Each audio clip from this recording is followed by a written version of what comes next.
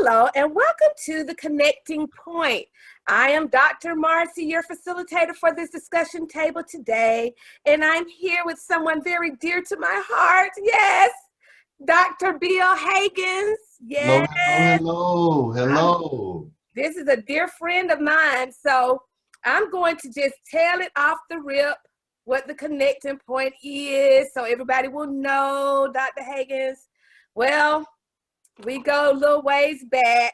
Dr. Hagan has been my extended family really for some time, but it started off with a connecting point at Carver School of the Arts. There you go. You got the That's right what it used to title. be called. There you go, the right title. Carver School of the Arts, where my son was in the music technology program there with Dr. Hagans, and they bonded, and ever since then, you know, he just been there. Right, that's right. So he is a mentor. He's a comedian. No jokes tonight, though. We're gonna He's get a good cook too. Woo. I want some barbecue. All of that good stuff. And it's much more about him that we'll unpack in this discussion today. But Dr. Hagans, can you tell everyone a little bit about yourself, where you're from, where you are now, and what you got going on? Well, thank you. First of all, thank you for having me on the Connecting Point. Thank you for considering me to be on. And I have been mentoring your son, but he's been mentoring me too as well. Something we'll talk about a little later, how you start mentoring. You may start mentoring kids at one time, but as they grow, they end up coming back to you and teaching you some things. So you have to be prepared for that too as a mentor, to be able to accept the fact that the kids may learn to grow more than what you know. And so he's always for me for there. Well, I'm a local boy. I'm from a place called Columbus, Georgia, which is about 90 miles south of here. I'm an Army brat. It was Fort Benning, Georgia. I thought I was born in Georgia, but I recently found out a couple of years ago I was born in Phoenix City, Alabama, because the military base, the backside of the military base extends over on the Alabama line. And I found out 2 years ago that I was born in Alabama. So that's my home. You were born in the red dirt. I'm a Bama boy. Oh, Lord. And you know, they eat dirt down there. Yes. And all this supposed to be healing properties to eat red dirt. So they're on mud. So I don't know. But anyway, I stayed there. I lived there until I was 14. I was what you call a troubled youth, and grew up with a single parent household. My mom's, I got to be a little bit too much for her. And so I moved with my dad, and I grew up in New Jersey and got a different experience when I went up there. And my father bought me a guitar. And once he gave me a guitar, it sort of changed my life. I didn't want to do anything else but play. And that's why it's really important to find out what it is that kids like to do by putting them into everything to see actually what sticks. And guitar and music stuck with me. I stayed with it, and I did the whole band thing, so on and so forth. Ended up I went to community college at first, didn't do so well, and I'm gonna be very transparent. Didn't do so well in community college because all I wanted to do was play. Went to Rutgers University, didn't do so well. And my dad gave me an ultimatum. He says, hey, the big three. And I tell my kids this today. What's the big three? The big three. You're either going to go to college, you're either going to go in the military, or you're going to get a job and pay some bills around here. Those are the big three. And every parent eventually gets to that point where you have to talk to your child and say, here are the big three. So that's what my dad told me.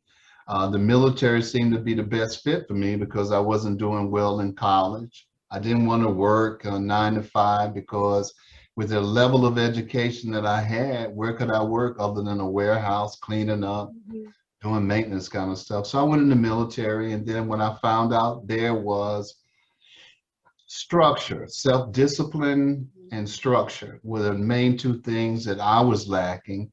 And it gave me the opportunity to be around other people who were having a great time, partying, having fun, but getting up, going to work every day and taking care of responsibilities and being accountable for the work that they were doing. So, and that's where I got the self-discipline. I applied for Berklee College of Music. I took a correspondence course. Back then they had a correspondence course you could take. I was the only one that passed the correspondence course in the Army band. So, well, why don't I just go to Berklee? So I said, you know, well, my grades aren't too good. I know I'm not going to get accepted, but I'm going to go ahead and apply anyway. I applied for it and I was accepted. And I had a newborn kid, 3 weeks old. My wife and we drove to Berklee College of Music, didn't have a place to stay, and end up sleeping in the car for 2 days. And eventually we found an apartment, and I went to Berklee, graduated from Berklee. And when I was there, I met Maurice Starr for New Kids on the Block. One of my friends told me they were looking for a guitar player, and I went and auditioned, got the audition, played with New Kids on the Block and New Edition, and you know, the career started taking off from there, you know. So the self-discipline and the things I learned, but also the values that my moms and my aunts taught me, as far as you have to have some kind of morality and spiritual foundation, which really kept me from going too far to, you know, to the left. But those were the things. And, you know, I have a couple gold and platinum records, and I'm still doing music today.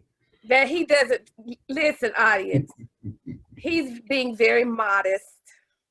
Dr. Hagan has done quite a bit in the music industry, and I'm gonna pull it out of you today. Okay. Well. But before I pull it out, Okay. would you say that you were able to identify your purpose through all of this? Not at the beginning. Not at the beginning.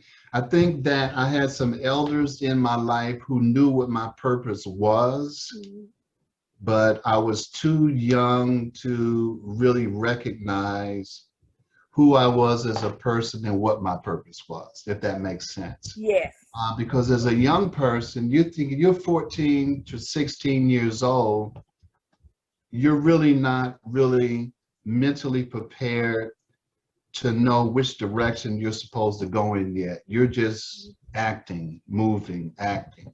So it just takes time for you to mature enough. And I always think, I know I'm gonna get beat up for saying this, but I think that the females, I'm not gonna beat you up.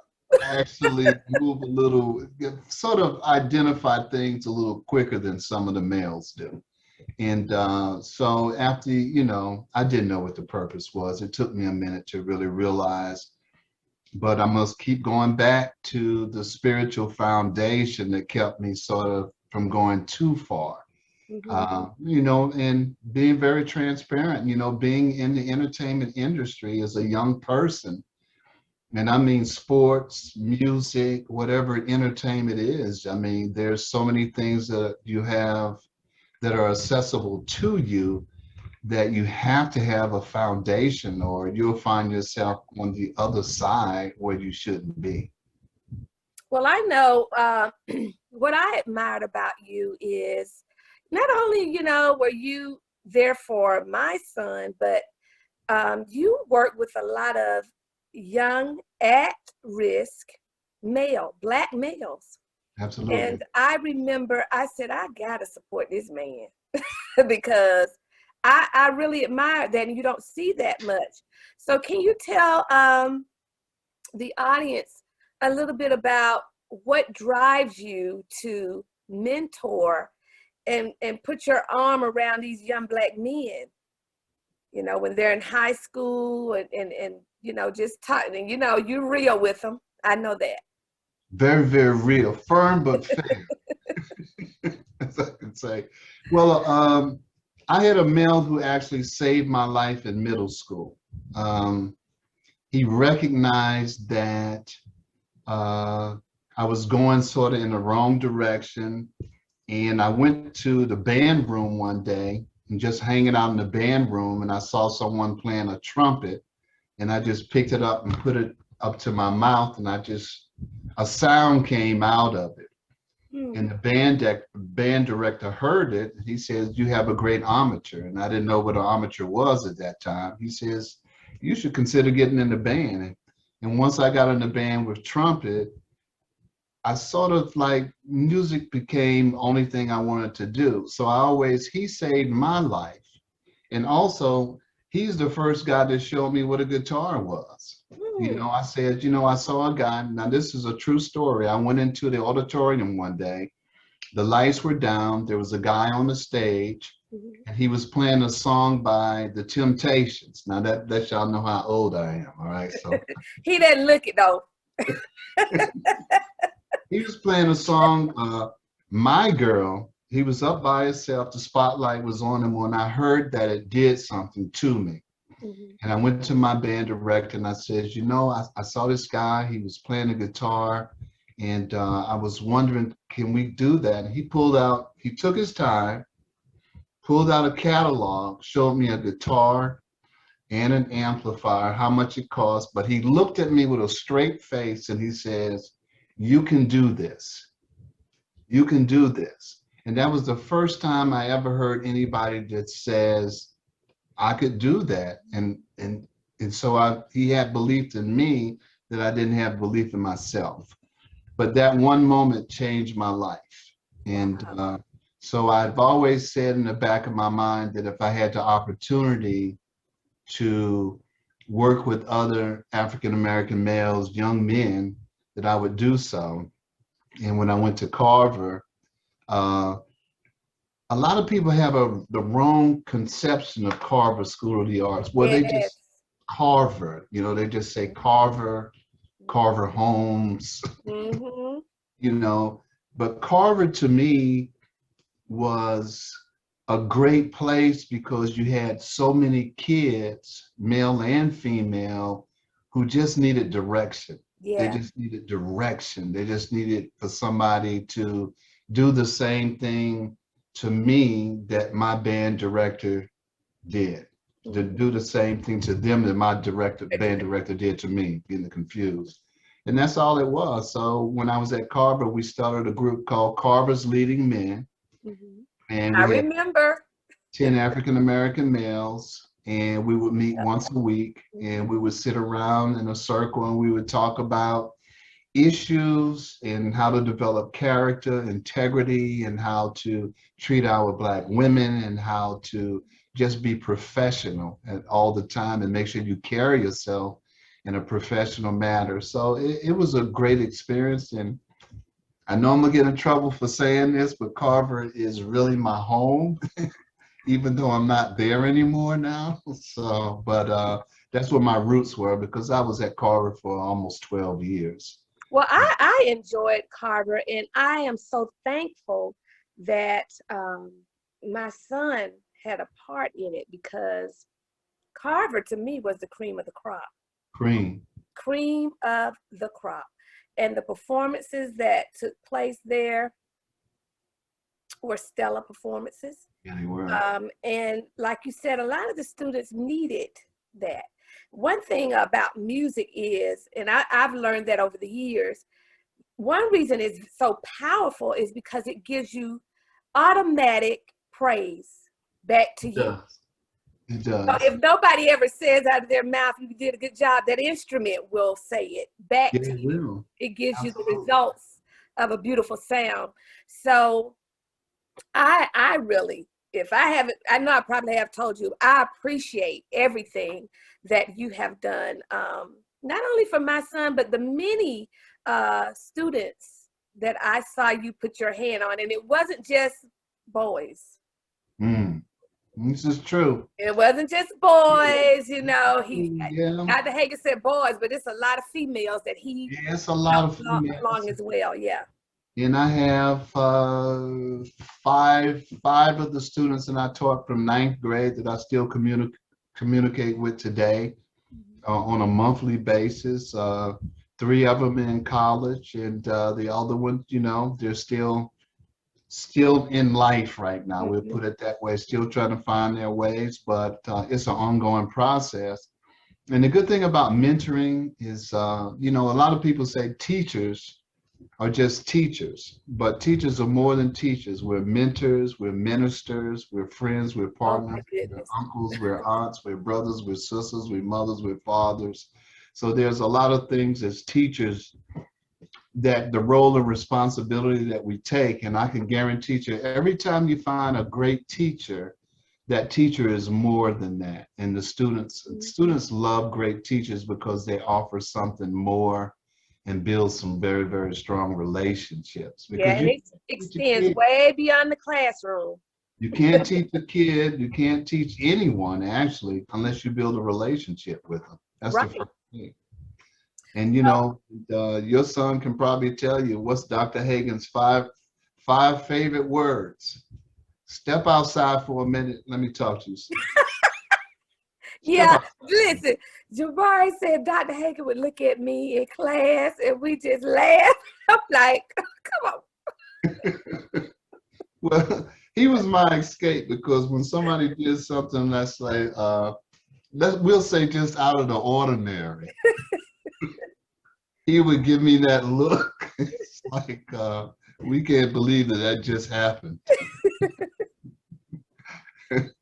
But those are the type of relationships that are lasting. And so I also want to talk to you a little bit about what you've done extending beyond the regular classroom with some of these young people, projects and things. You've done that as well. And we did a lot of projects. In fact, even when I wasn't at Carver, we make sure that we still can continue on. And here's the thing that people don't realize for that particular time where we were at, not only for me, but the whole fine arts department was at Carver at that time.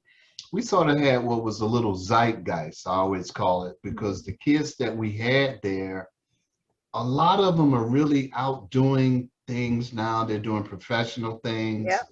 They're out making their way. And so that's sort of like the product that you do lets you know that something was going on there at that time. I work with still a lot of the kids as far as helping them do production, but like I always say, the kids come back and teach me production as well.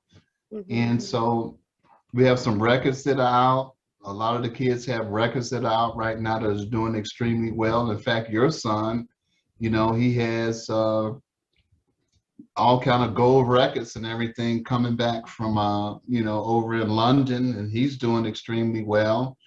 But he's only 1 out of 5. Edwin Green, and I mean, I can go on with some of the other. It's so amazing because the connection you had brought the connection into my home with the same students. Absolutely. And so the students you were working with, I was working or talking to or working with. And so it became a extended family. Exactly. Yeah. Everyone I work with seemed like to end up at your house in the basement. You had Ariane, who was today, Soul now. Ari Soul she was one of the probably the ones who was the most talent. Well, I can't say I had about 4 females who came through there were really talented, but the thing about Ari Soul is she didn't know how good she was. And that's a good thing that's authentic about youth. When they come to you, they don't know. Jamari was the same way. They come to you, they don't know how good they are. And then you give them this knowledge and they just, like she used to sit next to me when I played guitar and I would play these real complicated guitar parts. And she would just sit there and go, show me, show me, show me. I was like, you're not ready for that yet. Just show me, show me, show me. And that's when you see that's that sponge that really takes, you go, okay, so I've got to put a little bit more time into this student. Jamari was the same way. I mean, I met him in 8th grade. He was transitioning to 9th grade. And he was waiting for me down at the door of the studio. I can't forget this story. He was waiting for me. And I was like, okay, hey, how you doing, son? He says, yeah, I'm coming to you next year. He shook my hand. I'm really excited about the music tech program. What do I need to work on for the summer? Mm-hmm. So I gave him, I said, just go learn the Motown anthology. Go But look at all the it's Motown all stuff. of that was so God, it was divine, It because really I was. remember Jamari being in the harp program, from fourth grade on up. And when it was time for him to go to high school, I didn't know where I was going to send him. I wanted him to go with me, and I was way across town near the Buckhead area teaching. And they wouldn't open their doors up to my son. Wow. So I was in a quandary, and I said, how am I going to do this? I can't drive him way over to Carver and then drive way over here.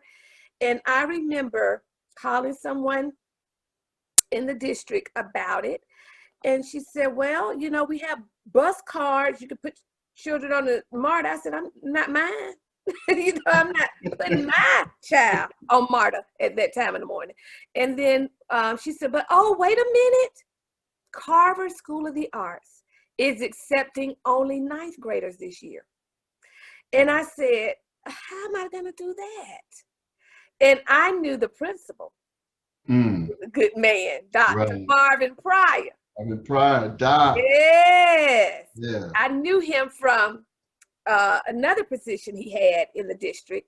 And so I remember going over there. I said, I'm sending Jamari. He said, send him on. We'll take care of them. And I still didn't know how I was going to do it. And I went on the football field. I remember they were having football practice that day. And there's a parent. This is how God, I'm just saying this so people can see how God worked this whole thing. Yeah, come on. I went out on the football field and I might have been looking for you because you were on the track. You would be on the track or something. Right, we walk out there. I think you were. I was looking for you. But the parent that was standing on the fence, she said, Miss Simmons. And I looked over, and it was a former parent. I taught her son in elementary school, who had been in my course and everything. And she said, what are you doing here? I said, Jamari's supposed to be coming here, but I don't know how I'm going to get him here. She said, what do you mean you don't know how? She said, I'm here. I will bring him. Drop him off at my house. Do that. Yeah. And that's how God has always done those type of things because my children never went to school in the city where we live. So he always sent a ram in the bush. And so it was always somebody helping to get him to school until, that last year where he was driving. But it was divine. He was divinely placed there. And the connection he has with you, God put that there too. I know it. When I sent him away, I said, go learn the Motown stuff over the summer.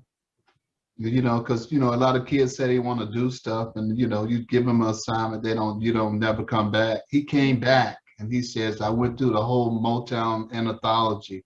What do I do next? And that's when I knew, okay, all right. What to do. He also had already came to high school with 3,000 songs. Yeah, he was working. Yeah, he was working. So, but, back to purpose and destiny, it's like, wherever you end up, sometimes you may not understand why you're there, but there's a reason for you to be there, whether you don't understand it or not. You just have to go through the motions and believe that, God has you where you're supposed to be. And if you're not supposed to be there, you're going to know you're going to end up somewhere else, pretty much. Now, I want to talk a little bit about this other you that you haven't discussed fully yet. Dr. Hagans has worked with several artists in the industry. He named a few, like New Edition, New Kids on the Block. Right. But you hadn't said everything. So I want you. I want to hear everything that's under your belt. Tell us. Okay, you might have to pull it up on Google or something. Okay. Walt Beasley, jazz artist. I wrote Walt Beasley's first record, was called Back in Love Again. He was signed with, I think it was Polydor Records or something like that back then. And Walt Beasley now has about 14 CDs out. He's very popular jazz artist. Gwen Guthrie, a lot of young people probably won't know her, but she had a song out that was called Ain't Nothing Going On But the Rent. I think she went to Morris Brown, did she? I'm not sure. I think she did. I don't want to say it. Yeah. I might be wrong, but I'm thinking I've heard that name. Yeah. Mm-hmm. You have to have a JOB if you want to be Want to on be with me? romance. That's it. No romance without finance. That song ended up being the female national anthem for about Yes. so. New Kids on the Block, New Edition, a couple other jazz Fat artists. Boys. Fat Boys, yeah, did the Fat Boys too. Ended up working with them. We did a song with the Fat Boys with William Perry, the refrigerator. Back then, he was played for the Chicago Bears. They showcased him in a record that 5-star, got a couple platinum and gold records from 5-star. They were like the Jackson 5 in London.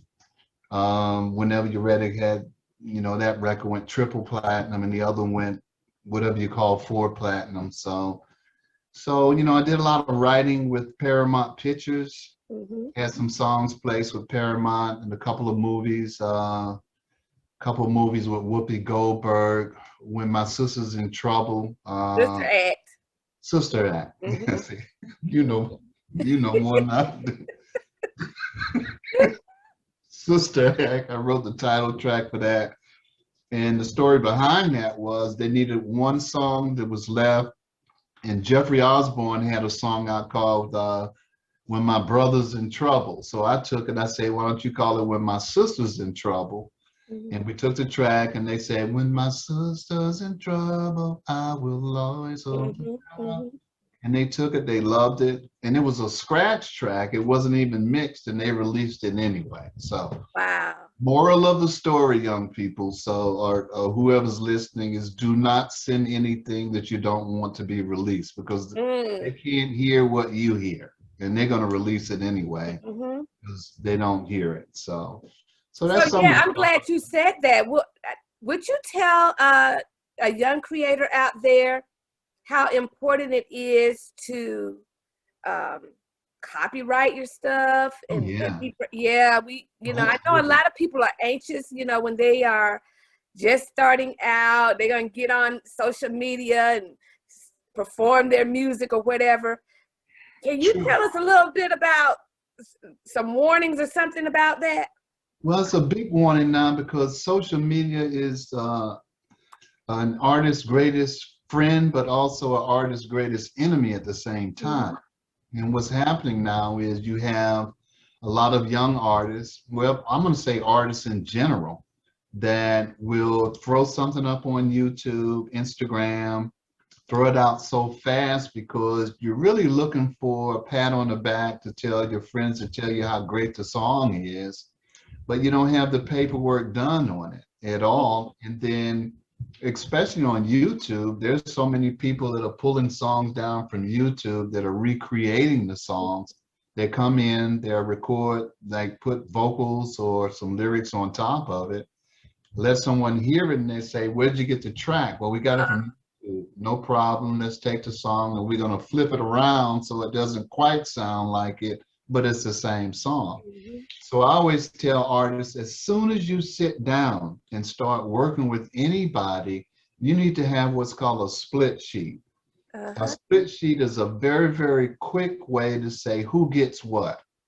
Okay, I'm writing the song, I get this percentage, how many people are writing, you put it on one piece of paper before you copyright it. And so if somebody goes insane, before you actually get to the copyright, everybody has a copy of the split sheet so that you can't do anything. So And it's something very, very important because the excitement of being a musician and the excitement of being an artist, you go, well, we'll deal with that later. And those are the people that really get ripped off the most because, you know, the industry has a lot of sharks or people Yeah. who really are vultures that make their living off of artists, young artists who Naive. naive, Mhm. don't know the industry, don't study the business, and that's how they make their money because there are so many people that you see right now on videos, on CDs that are not making any money at all. They're not making any money because their paperwork is not right. Mm. They didn't copyright, they didn't do split sheets, and it just happens to all of our artists, and it doesn't matter what color you are, it happens to everybody because the excitement of music, the passion of it, you go, let's just record, let's just play, let's just sing. And that's how they get you because the more excited you are, the more money they make. Right. And since we're on music, don't you have a project that's out? Grown Oh, folk project. yeah. Well, I put a CD out a couple of years ago called In Her Words. I partnered with a songwriter out of Maryland, and I just send tracks, and she writes the lyrics. And so we decided we're going to do 10 songs. We put it out. Uh, did pretty good. You know, it's at least it fulfilled. You get to a point where you still have to fulfill the gift that God gave you. No matter how old you are, you can Oh be my 100 God. years old, but you still have to fulfill and let God know how important the gift is to you and how appreciative you are for the gift. It could be singing in church, it could be singing in a choir, it could be whatever it is. And so, you know, I'm still putting out music. We just put a song out about 3 weeks ago. It's a dance song. It's doing pretty good in Europe right now. There's a radio station called Solar. I think that's the name of the radio station that's really pushing it. And so we're just putting out singles every month, just trying to just stay busy and still fulfill. This is the thing. This is very, very important for a lot of young people because what's going to happen is you're going through this journey is things are not always going to work out like you want them to work out. When we first get into this, we always think that we're all going to make it. We're all going to be billionaires. All we got to do is all about me being great, how great I am. But as you move forward, you find out that it's still a very, very competitive industry, Yes. very competitive industry. It doesn't matter how good you are. It comes down to connections, selling yourself, being available, knowing the business. It comes to all the other stuff other than talent. But as you move forward, as time moves forward, you still have to be a part of your gift, but your gift may be in different areas. That's why I got into teaching. You know, I did music technology that still satisfied me as an artist. It gave me the chance to give back and to teach other people some of the mistakes that I made. So you just was for young people, just be prepared to be flexible and do other things because you can be the most talented person in the world, but if you can't pay the rent Woo. and if you can't pay your bills and you can't take care of yourself, your gift is still a gift, but do some other things along with your gift. Because if you look at the history of people who made it, I mean, Anita Baker, who was a great singer, you know, she was a school teacher. And Huh. then you have Luther Vandross, who was working somewhere else. Keith Sweat was working on Wall Street.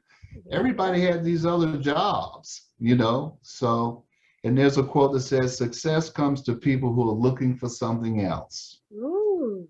So, you know, do your gift, work your gift, but be practical and be smart at the same time. You know, Right. work, get a job, take care of your bills. Hmm. Well, you know, I'm what you said at the beginning of all of that you just finished speaking is something that I recently had a conversation with someone about. that you're never too old as long as you're here. Because I know there's some creators out there who are older or more seasoned, like myself and others, but you're never too old. As long as you're on the face of this earth, your purpose is not complete. Never. When your purpose is complete, you will be gone. Amen. You have to just look at it this way. All the people in the world, if you put something out, whatever it is, whether it's art, whether it's music, whatever it is, there 5,000 people might buy your stuff. And 5,000 people at $10 a piece. That look mighty good. It's still some money. It's still some money in your pocket. So always, the age is not just find your niche. That's the whole, as they say, your niche. Find your niche and find 5,000 people and you'll be fine. And something else you've done is you've co-written a book, Baby Steps. Right. Can you tell us a little bit about Baby Steps and how that came to be and what it's about?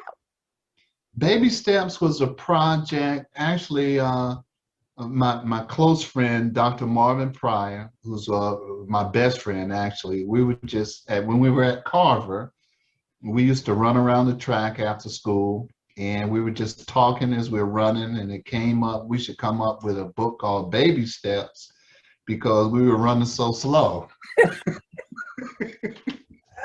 Y'all seasoned me and running around the track. So we came up with a title, Baby Steps, Habits of Completion. I'm sorry about that. I should have cut that off. Habits of Completion. And we decided that a lot of people start projects, but they can't finish them. And we used our own experiences. But why is it difficult for me to finish a project? And he used his experiences, and we put it in the book. And Habits of Completion is how to finish a project and why we don't finish projects. And so, and even to this day as adults, we still, with everything on your plate that you're trying to do, you find yourself all over the place. And the more creative you are, the more all over the place you are. Oh, Lord, have mercy. Just everybody's pulling and tugging at it. Because you have so many ideas. I just said this to somebody recently. I have so many ideas running in my head.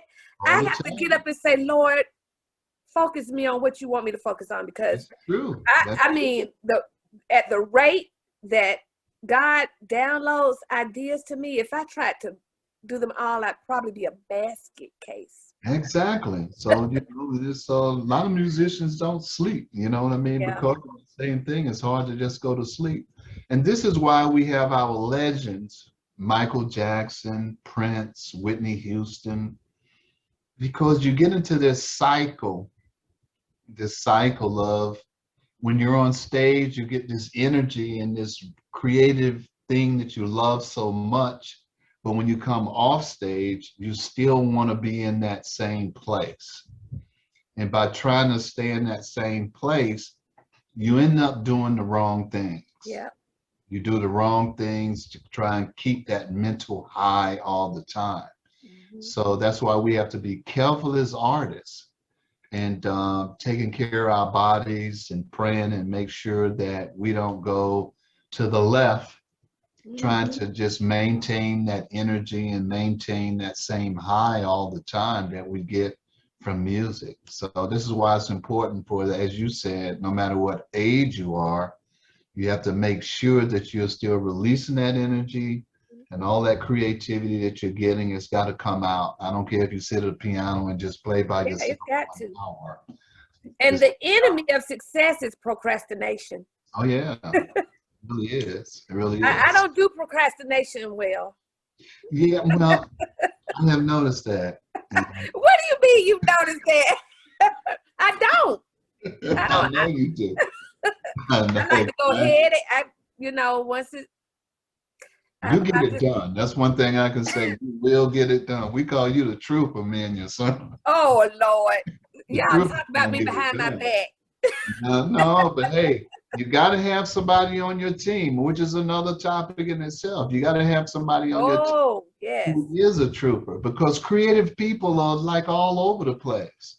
Sometimes you have to step outside of the creativity and get somebody who's just a business person who can handle the business for you, you know, because like you said, there's so many ideas that's coming all the time. You need some help. Yeah, and thus the connecting point. That's one reason this platform was created, that in hopes to help people connect to the right people, the like-minded individuals. Yeah, that's true. Or, you know, are hearing from people who think like they do. Because creators, we have a way of thinking now. Yeah, it's a You know, different way of that's thinking. different. It's true. Yeah, so, but I want you, before we end this segment, can you tell the audience how they can purchase your new project, the book, Okay. how they can contact you for speaking engagements? Because, you know, you can do that. Mentoring. Okay. Okay. Well, since I am a part of the connecting point, if anyone would like to reach out to me, so for anything as far as coming in and speaking to young people or speaking to anyone, just contact the connecting point with Dr. Marcy Simmons. And, you know, we're all part of a team. We work together with the connection point, and we can definitely get out and do that. The book is on Amazon. You can pick it up on Amazon. Also, Spotify, Apple Music, iTunes. All of my music is there as well. Just put in Bill Hagans, Hagans, and it'll come up, and you can purchase all the stuff. But before I go, it's one thing really, really important that I want to leave everybody with, is that the most important thing for me is you have to believe in something more than yourself. Yes. You have to believe in something more than yourself. I say that again because it doesn't matter how great you are, it doesn't matter how talented you think you are, or it doesn't matter if you're a prodigy at what you do. The ego has a tendency to make us think that everything we do is from us. And we have to always remember that there's something above us. And God is the one who actually gave us the abilities, the talents, and the things that we have. So we have to humble ourselves sometimes and put our egos in check. Yep. So that's pretty much. That's it. That's it. That's some valuable advice to the young and the old alike, you know. And like you said, I see that a lot on social media. I spend quite a bit of time social media because of what I do. But you notice people are doing ego things. They ego tripping. Look at me, look at me, look at me. How great Look at am I? me, you know. Notice me. But Dr. Hagans, I thank you so much for sharing your time and your talented mind with us, because we could go on a little longer, but you know, for the sake of time, we'll end it. You got a joke for us before we leave so we can laugh? I don't have no jokes. You know what? You really don't. You just come up with it off the rip, you know. So I know you got us playing with you. But anyway, I do. I'm gonna leave you with just one thing. When you said that Jamari was driving and as a senior, all I can say is I went to pick him up when his car ran off the road. Oh God, listen, you have been an angel. I'm telling you, because I was serving food somewhere at a school when I got the call.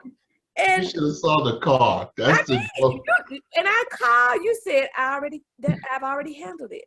And you know, I know we're on this connected point show, but you've done that several times. Something else happened. You would tell me, take your time. I'm already there. And see, you can't buy a friend like that. Amen. You know, you were always just there, and you would stay until things were handled. And I appreciate that. I will never forget it. Anytime, anytime.